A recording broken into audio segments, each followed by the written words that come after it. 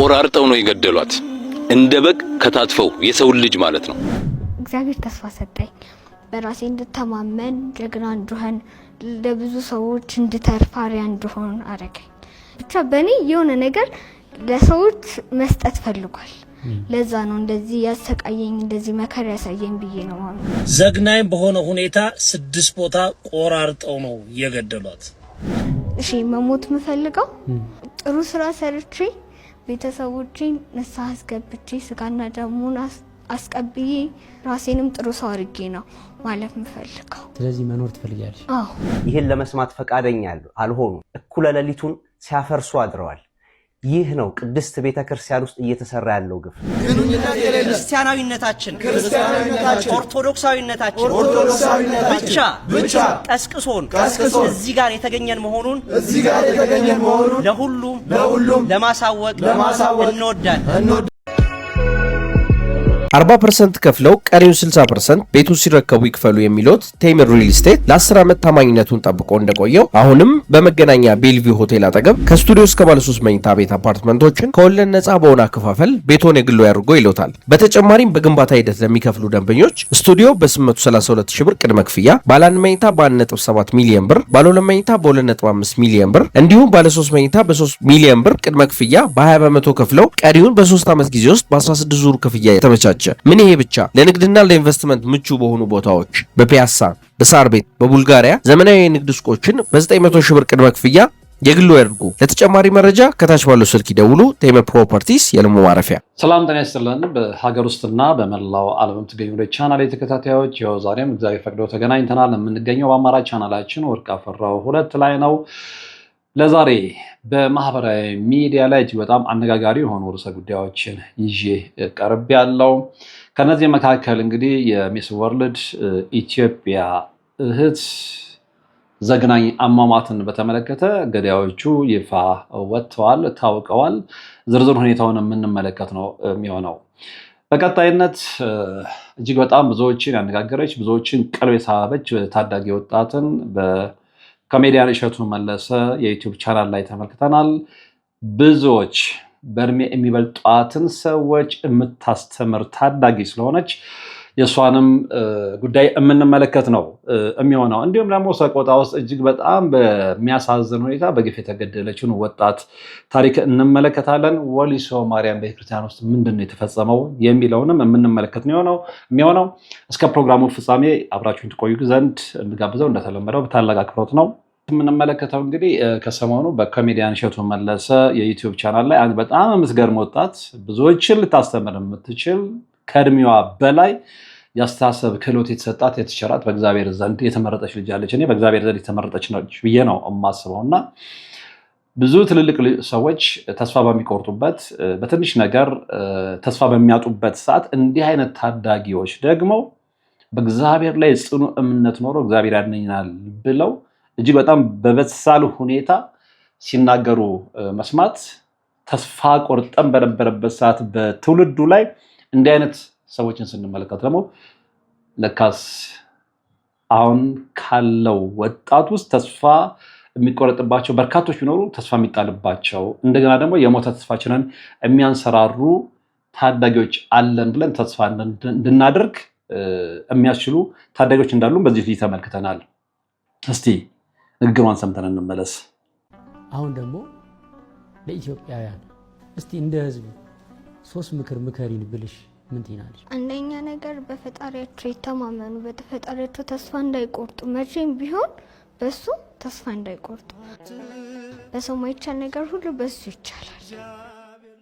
ሁለተኛ ነገር ደግሞ በሰው ተማምነው እንዳይቀመጡ በራሳቸው ኮንፊደንስ መኖር አለበት። በራሳቸው መተማመን አለባቸው። ጥገኛ አለመሆን። ሶስተኛ ነገር ደግሞ በራስ መተማመን እኔ እችላለሁ፣ እኔ ያደርገዋለሁ፣ ያንን ነገር አሳካዋለሁ ብለ ማመን። ከዛ ደግሞ ያንን ነገር ለማሳካት የቻልከውን ያክል መጣር። የሚገርም ነው። በጣም ድንቅ ምክር ነው። ከልብ ነው የማመሰግነው። ሁሌ እንደዚህ ጠንካራ ነሽ። በጣም ተፈትነሽ ተስፋ ቆርጠሽ አታውቂም? አውቃለሁ። የዛን ጊዜ በጣም የታመምኩኝ ጊዜ እንደነገርኩ በቃ የኔ ህይወት እዚህ ጋር ነው የሚያበቃው፣ ካም በኋላ ህይወት የለኝም ብዬ ተስፋ ቆርጬ ነበር። ከዛ ግን ድጋሚ ደግሞ አሁን ተስፋ እንዳደረግ እግዚአብሔር ተስፋ ሰጠኝ። በራሴ እንድተማመን ጀግና እንድሆን ለብዙ ሰዎች እንድተርፍ አርአያ እንድሆን አረገኝ። ብቻ በእኔ የሆነ ነገር ለሰዎች መስጠት ፈልጓል። ለዛ ነው እንደዚህ ያሰቃየኝ እንደዚህ መከራ ያሳየኝ ብዬ ነው ማለት ነው።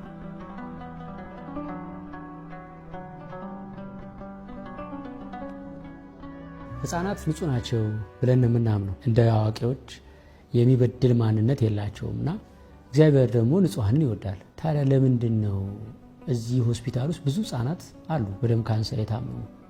ለምንድን ነው ታዲያ እግዚአብሔር ንጹሃን እንዲሰቃዩ የሚፈቅደው ብለሽ ታስቢያለሽ? በእነሱ የሆነ ሊያሳካ የፈለገው ግብ አለው እንጂ ዝም ብሎ ሳያሰቃይ መውሰድ አይችልም። እግዚአብሔር ይችላል። እግዚአብሔር ከምናደርጋቸው ኃጢአቶች ከምንሰራቸው ስህተቶች ይበልጥ እግዚአብሔርን የሚያሳዝነው የቱ ይመስልሻል? ከሁሉም ኃጢአቶች በላይ ሰውን ማታለልና ውሸት በጣም ከባድ ነገር። እኔ እንደዛ ብዬ ነው ማሰብ። እዚህ ምድር ላይ ለሰው ልጅ በጣም እጅግ ትልቅ ዋጋ ያለው እውነተኛ ሀብት ምንድን ነው ብለሽ ታስቢያለሽ? እግዚአብሔር ጸጋ። የእግዚአብሔር ጸጋ ስትይ አንዱ ጤና ነው ማለት ነው። አዎ በቃ እኔ ከሁሉም በላይ አሁን ራሱ እሺ እግዚአብሔር መጥቶ ምን ላድርግልሽ አንድ ነገር ምን ላድርግልሽ ቢለኝ በቃ ጤንነት ይመልስልኝ ነው የምለው። ሁሉም በቃ ጤና ካለ ሁሉም ነገር ከዛም በኋላ የሚመጣ ነገር ነው። ብቻ ጤናን ስጠኝ አልጥፋ ከቤት። ጤና ካለው የሰው ልጅ ምንም አጣው ገንዘብ የለኝም ምናምን ብሎ በእግዚአብሔር መማረር አለበት ብዬ አላስብም። ለምሳሌ ገንዘብ ጠይቀሹ በገንዘቡ መታከም አትችይ? ገንዘብ ደስታ የሚያስፈልገኝን ታውቃለህ። በገንዘብ ኃይል ጤናን ማምጣት አይቻልም። እግዚአብሔር ካልፈቀደ እግዚአብሔር ከፈቀደ ግን ትችላለህ። ድንቅ ነው። አገራችን ላይ ትልልቅ ሰዎች በዘር በቋንቋ በሃይማኖት ተከፋፍለው እርስ በርስ ይጣላሉ። እዚህ ደግሞ እናንተ በደም ካንሰር የታመሙ ብዙ ህፃናት ከተለያየ ሃይማኖት ከተለያየ ብሔር የመጡ ህፃናት አሉ። እዚህ ክፍል ትጫወታላችሁ። ለነዚህ በአንድ ማንነት ላይ እኔ ብቻ መኖር አለብኝ በሚል የራስ ወዳድነት ስሜት እርስ በርስ ለሚጣሉ አስተሳሰብ ላላቸው ትልልቅ ሰዎች ምክር እስቲ ስጪልኝ። በእናታችሁ በቃ ይሄ ጦርነት ይብቃል። ወንድም ለወንድሙ እህት ለእህቱ መገዳደል ይብቃል። በቃ ዘር፣ ሃይማኖት፣ ቀለም መለየት ይቅርብን። በቃ እናቁ። ሁላችንም በየሃይማኖታችን እንጸልይ። ወንድም ወንድሙን ከገደለ የቤተ ክርስቲያን አባቶች ከተጋደሉ ቤተ ክርስቲያን ከተቃጠለች እኛ እንዴት ነው የምንኖረው? ስለዚህ በቃ በቻላችሁት አቅም አትጣሉ። ጦርነት ይብቃል። ልክ በቃ በዓለማችን ካሉት ሰላማዊ ሀገራቶች ውስጥ የመጀመሪያውና ዋነኛውን ነው። ስለዚህ ቢያንስ በኢኮኖሚ እንኳን በዓለም አንደኛ መሆን ባንችል ለካ በሰላም አንደኛ ሀገር መሆን ይቻላል። በሰላም መብለጥ ይቻላል። እግዚአብሔር ኢትዮጵያን ይወዳታል ብለሽ ታስቢያለሽ? በጣም ለምን? የአስራት ሀገር አድርጎ ሰጥቷታል እኮ። ምን ማለት ነው? የሁሉ ገዳማት፣ የሁሉ ቤተክርስቲያናት፣ የሁሉ የራሷ የሆነ ቋንቋ፣ የራሷ የሆነ ፊደል፣ የራሷ የሆነ አስተምሮ፣ የራሷ የሆነ ቅርስ ሰጥቷታል። እስቲ ለእመቤታችን ለቅድስት ድንግል ማርያም ያለሽን ፍቅር ንገሪ። በቃ እሷ እኮ ማለት ፍቅር የሆነች ናት። የአምላክ እናት በቃ ስለ እኔ እንጃ እሷን እንደዚህ በቃላት የእሷን ፍቅር መግለጽ አልችልም። በጣም በጣም ብቻ እኔ እንጃ መግለጽ አልችልም የእሷን ፍቅር። በጣም የምትወጂው ቅዱስ አለ ከቅዱሳን? ሐዋርያው ጴጥሮስ። እንዴት ሐዋርያው ጴጥሮስ የተቻለ? ምክንያቱም እሱ ከሁሉም ሐዋርያት በእድሜ ገፋ ያለው ነው እና ደግሞ መስዋዕትነትን ሲቀበል ልክ ሊሰቅሉት ሲል እኔ እንደ ኢየሱስ ክርስቶስ አልሰቀልም ዘቅዝቃችሁ ስቀሉኝ ብሎ ዘቅዝቆ ተሰቅሎ ነው ሰማዕትነትን የተቀበለው። እንግዲህ የቅዱስ ጴጥሮስ ምሕረት ከሁላችንም ጋር ይሁንልን። ይህን ጥያቄ ሌላ ልጅ ቢሆን ኖሮ አልጠይቅም ነበረ። አንቺ ግን የ36 የ40 ዓመት አንጋፋ አዛውንት ስለሆንሽ ብጠይቅሽም አትከፊም ብያ ከዚህ አልፈሻል ብያ አስባለሁ። ሞት ማለት ለአንቺ ምንድን ነው? ሞት ማለት የዘላለም ሕይወት ማለት ነው። እንዴት ካልከኝ አሁን ለምሳሌ ስጋና ደሙን ተቀብዬ ከሆነ ጥሩ ስራ ሰርቼ ከሆነ መሞተው ምንም አይመስለኝም። ምክንያቱም መንግስተ ሰማያትን ነው የምወርሰው። ከዛ ከመላእክት ጋር ነው ምዘምረው። ስዘምር እግዚአብሔርን ሳመሰግን ነው የምኖረው። ስለዚህ እንደውም እዚህ ካለው ህይወት ሰማይ ያለው ህይወት ይሻለኛል። ግን መጥፎ ስራ ሰርቼ ሰውን አሳዝኜ ስጋና ደሙ ሳልቀበል ንስሐ ሳልገባ ከሞትኩኝ እኔ እንጃ የምኖረው እንትን በጣም ከባድ ነው የሚሆነው። አሁን አንቺ ሞትን ትፈሪያለሽ? አልፈራም።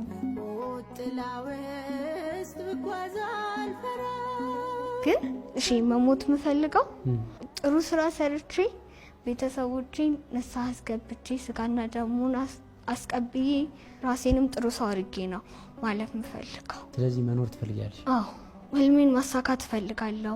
ሀገሬ ሰላም አድርጌ ነው መሞት የምፈልገው። ስለዚህ ለመሸነፍ ዝግጁ አይደለሁም ነው የምትይኝ? በእምነት እግዚአብሔር ለሚያምን ሁሉ ይቻላል ብሏል። እንደምትድኝ ታምኛለሽ? ያምናል አይምሮሽ?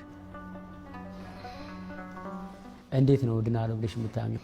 እግዚአብሔር ያንን ሁሉ ህመም እኮ አሳልፎኛል። ስለዚህ ደግሞ ካሁን በኋላ ያለው ነገር ለሱ ቀላል ነው። ያድንሻል? ያድነኛል፣ እርግጠኛ ነኝ ያድነኛል።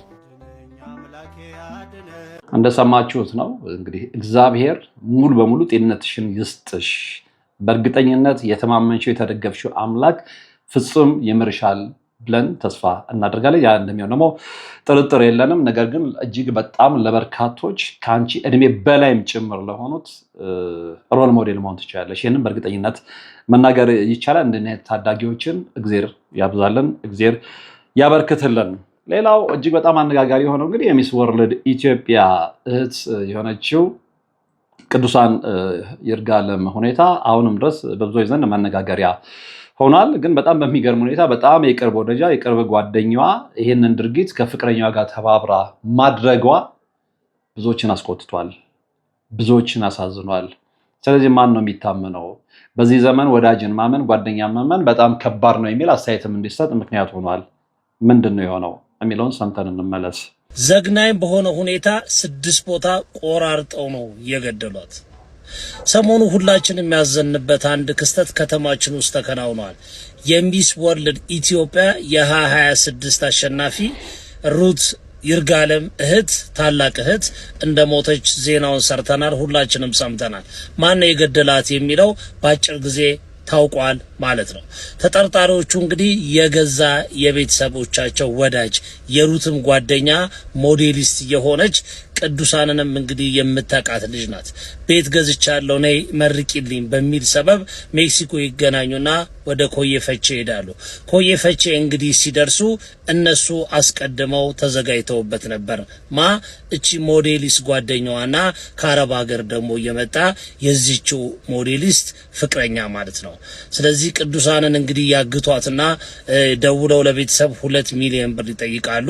ግን ብሩ በሚሟላበት ሰዓት የምታቀን ሰው ናት፣ ማንነታችንን ስለምናታቅ ከለቀቅናት ታጋልጠናለች በሚል በጣም ዘግናኝ አንድ ወጣት አንድ ኢትዮጵያዊ አንድ ሰው ነኝ የሚል ሰው ማድረግ በጣም በሚዘገን ሁኔታ 6 ቦታ ከቆራርጧት በኋላ በሻንጣ አድርገው በባጃጅ ሌላ ቤት ይከራዩና እዛው ያስቀምጧታል ማለት ነው። ፖሊስ እንግዲህ ፈጣን ክትትል በማድረግ እቺኑ ግለሰብ ጎተራ አካባቢ በቁጥጥር ስር ያውላታል። ይሄንን የተገነዘበው ደግሞ ፍቅረኛዋም ለማምለጥ አዳማ እያመለጠ እንዳለ እንግዲህ በቁጥጥር ስር እንደዋለ ነው የተሰማው። ለዚህም ነው ሩት ይርጋለም ከጠላቶቼ እኔ እጠብቃለሁ፣ ከወዳጆቼ ግን አንተ ጠብቀኝ አለችው። ይህ በጣም ዘግናኙ ወንጀል በራስ ወዳጅ በራስ የቅርብ ሰው ሲደርስ እጅግ በጣም ያማል። በጣም የሚያሳዝን ነው። በጣም የሚያሳዝን ነው። እንግዲህ እውነትም ማን ነው የሚታመነው? የሰው ልጅ ለገንዘብ ራሱን አሳልፎ ሲሰጥ ከዚህም የበለጡ አውሪያዊ ተግባሮችን እንደሚፈጽም ግልጽ ነው። ይሄ እንግዲህ የዘመኑ ፍጻሜ ምልክት ነው ማለት ይቻላል። እግዚአብሔር አሁንም ለሁላችንም ልቦና ይስጠን። በቀጣይነት የምንመለከተው እንግዲህ በተመሳሳይ ሁኔታ በጣም በሚያሳዝን ሁኔታ ሰቆጣ ውስጥ በግፍ የተገደለች ወጣት አለች። ለምንድን የተገደለችው ምንድን የሆነው የሚለውን ነገር ከዚህ ወጣት ቪዲዮ ሰምተን እንመለስ። ቆራርጠው ነው የገደሏት፣ እንደ በግ ከታትፈው የሰው ልጅ ማለት ነው። አሁን እኔና እናንተ ባለንበት በዚህ ዘመን እቺን የምትመለከቷትን ምስኪን እህታችንን ማለት ነፍሷን ይማርና እህታችን የምትኖረው ሰቆጣ ከተማ ውስጥ ነው። ራሷንና ይህንን ፎቶ ላይ የምትመለከቱትን ሕፃን ልጇን የምታስተዳድረው ሰቆጣ ከተማ ውስጥ ሻይ ቡና እየሰራች ነው። ነገር ግን ቅዳሜ ዕለት ወይንም በ18 በቀን ምድር ከምትሰራበት ቦታ በባጃጅ መተው ይዘዋት ሄደው መንጋጋዋን እንደዚህ ቀዳደው እጆቿን ተልትለው እግሮቿን ታፋዎቿን ተልትለው እንደ በግ ቆራርጠው ከገደሏት በኋላ ሬሳዋን ወስደው ወንዝ ዳር ነው የጣሉት። እውነተኛ ኢትዮጵያውያን በተለይ የዚህ ዘመን ኢትዮጵያውያን በዚህ ልክ ነው አውሬ የሆን ነው። እውነት በዚህ ልክ ነው የተጨካከል ነው። ነፍሷን ይማርና የእህታችንን የሬሳ ፎቶ ባሳያችሁ እውነት መፈጠራችሁን ትጠላላችሁ። በዚች ኢትዮጵያ በምትባል ምድር ላይ መፈጠራችሁን ትጠላላችሁ። ፎቶዋን አታች ማላደርገው ፕላትፎርሙ ስለማይፈቅድ ነው፣ ቪዲዮን ስለሚያጠፋብኝ። እቺን የምትመስል ልጅ ምን እንዳረጓት ባሳያችሁ እጅግ በጣም ታዝናላችሁ። ስለዚህ እባካችሁን ይህንን ቪዲዮ የምትመለከቱ እንደ ሁል ጊዜው ፍትህ ስጠይቅ ከጎኔ እንደምትቆሙ ሁሉ አሁንም ከጎኔ እንድትቆሙ ስል በምታምኑት ፈጣሪ ስም ጠይቃለሁ። እናቱን በዚህ በሕፃንነት እድሜው በግፍ ለተነጠቀ ለዚህ ሕፃንም ስትሉ እባካችሁን ከጎኔ ቁሙና ፍትህ ጠይቁላት።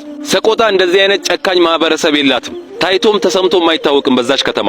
ይህንን ቪዲዮ ኮፒ ሊንክ፣ ሪፖርት፣ ሼር እያደረጋችሁ እዚች ምስኪን እህታችን ላይ የደረሰውን ግፍ ለሚመለከተው አካል አድርሱልኝ። ፈጣሪ ነፍስሽን ይማር። አመሰግናለሁ። በጣም ነው የሚያሳዝነው። የሰው ልጅ አውሬነት ከመቼውም ጊዜ ላይ የታየበት ያለ ዘመን ይሄ የኛ ዘመን ነው ብሎ በእርግጠኝነት መናገር ይቻላል። ጠቅላላ ማህበራዊ ሚዲያ ላይ የምንመለከተው ነገር ጠቅላላ ተስፋ ከሚሰጥ ይልቅ ተስፋን የሚያጨልም ነው።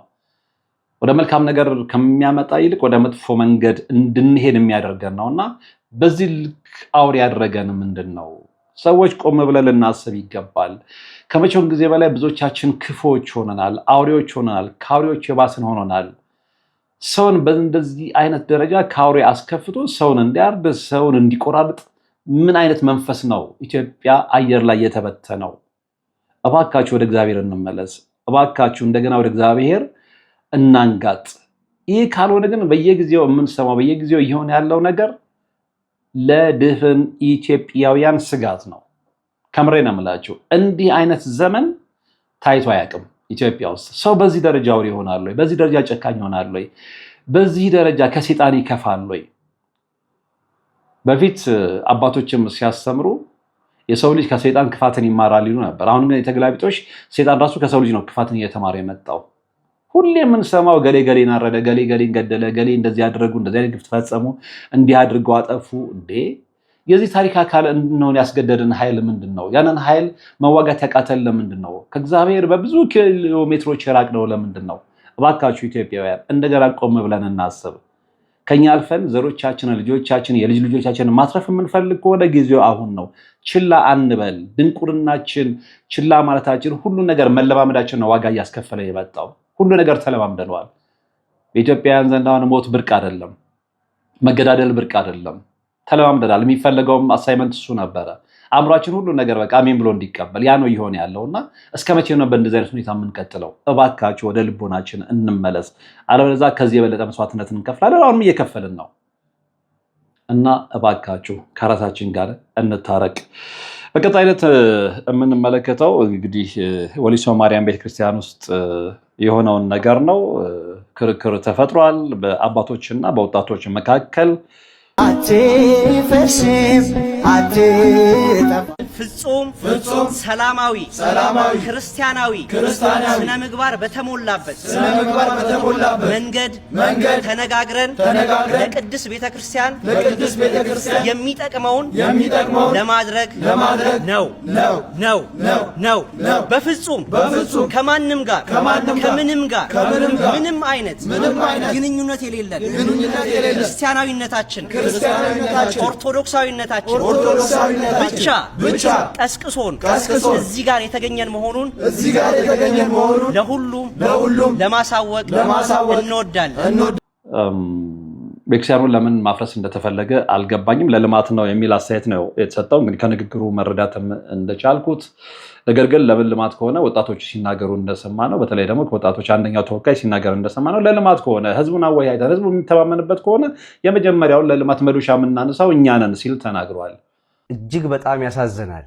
የእንነጋገር ጥሪያችን እባካችሁ እንመካከር የሚለው መልእክታችን ወደ ጎን ተትቶ እኩለ ሌሊቱን ሲያፈርሱ አድረዋል። ይህ ሁሉ መልእክት፣ ይህ ሁሉ ልመና፣ ይህ ሁሉ ጥሪ በአንድ ድምፅ ቀርቦላቸው ይህን ለመስማት ፈቃደኛ አልሆኑ። እኩለ ሌሊቱን ሲያፈርሱ አድረዋል። ይህ ነው ቅድስት ቤተክርስቲያን ውስጥ እየተሰራ ያለው ግፍ። ይህ ነው ያውም በውስጥ ሰዎች እየሆነ ያለው። ምንድነው ያደረግነው? ይሄን ያህል ምንድነው የበደልነው? ለኛ ምልክታችን ነው፣ ቅርሳችን ነው አለን። አይ ቅርሳችሁ አይደለም ከሆነ እንነጋገር፣ በማስረጃ እንነጋገር። ይህን እኮ ነው ያለው። በዚህ ልክ ለምንድነው ዲዮስቆሮስ ላይ መጨከን ያስፈለገው? ለምንድነው በዚህ ደረጃ በዚያ ሊቀ ጳጳስ ላይ መክፋት የተፈለገው? ዲዮስቆሮስ ምንድነው ያደረገው? ከ60 ዓመታት በፊት በኦሮምኛ ቋንቋ ሃይማኖታዊ አገልግሎት የሰጠው የዲዮስቆሮስን ቅርስ ማፍረስ ለምንድነው የተፈለገው? ምንድነው ዓላማው? እነማን ናችሁ ይህን ለማድረግ በዚህ ልክ የደፈራችሁት? ምንድነው እየተከናወነ ያለው? እርግጥ ነው አፍርሱት። እርግጥ ነው የዲዮስቆሮስ አጽም ላይ ስጋው ደሙ የተፈተተበት የቀድሞ መቅደስ ላይ የዲዮስቆሮስ አጽም በክብር ያረፈበት መሬት ላይ ያሰባችሁት ሱቅ መገንባት ነው፣ የሸቀጥ ሱቅ መገንባት። እኛ እኮ ብዙ የልማት አማራጮች አቅርበንላችኋል። ለምንድን ነው በዚህ ልክ የከፋችሁት? በዲዮስቆሮስ አጽም ላይ የሸቀጥ ሱቅ ካልገነባን 40 ዓመታት ሜሮን የፈሰሰበት መሬት ላይ ሞተን እንገኛለን አላችሁ። እሺ ክርስትናው ይቅር፣ ክርስቲያን መሆናችንን ራሱ እርግጠኛ መሆን እኮ የማይቻልበት ዘመን ላይ ነው የደረስነው። የሰው ልጅ እኮ ሲለመን እኮ ያቆምና እንነጋገር ይላል። እኛ እንነጋገር እኮ ብለን ለመንናችሁ። በመጨረሻም ይህ ለታሪክ እንዲቀመጥ አስቀምጡት። ብፁዕ አቡነ ዲዮስቆሮስ ቅድስናቸው አንድ ወቅት ይረጋገጥና ያኔ ለመታሰቢያቸው የሚሆን ነገር ቅዱስ ሲኖዶስ እንደሚወስን እናምናለን። ይህ መልእክት ለኢትዮጵያ አርበኞች ማህበር ነው። በታላቁ ብሔራዊ ጀግና በአርበኛው ሊቀ ጳጳስ በብፁዕ አቡነ ዲዮስቆሮስ የተገነባውን ቤተ መቅደስ ከተደጋጋሚ ህዝብ ልመና በየትኛውም ጥረት ውስጥ ለማፍረስ ወስነው ማፍረስ ጀምረዋል። ይህን የአንድ ኢትዮጵያዊ አርበኛ በቤተ ክርስቲያን ውስጥ ደግሞ ሊቀ ጳጳስ የሆነው የብፁዕ አቡነ ዲዮስቆሮስን ቅርስ ለማትረፍ የምትችሉትን እንድታደርጉ በዚህ አጋጣሚ ለማሳወቅ እወዳለሁ።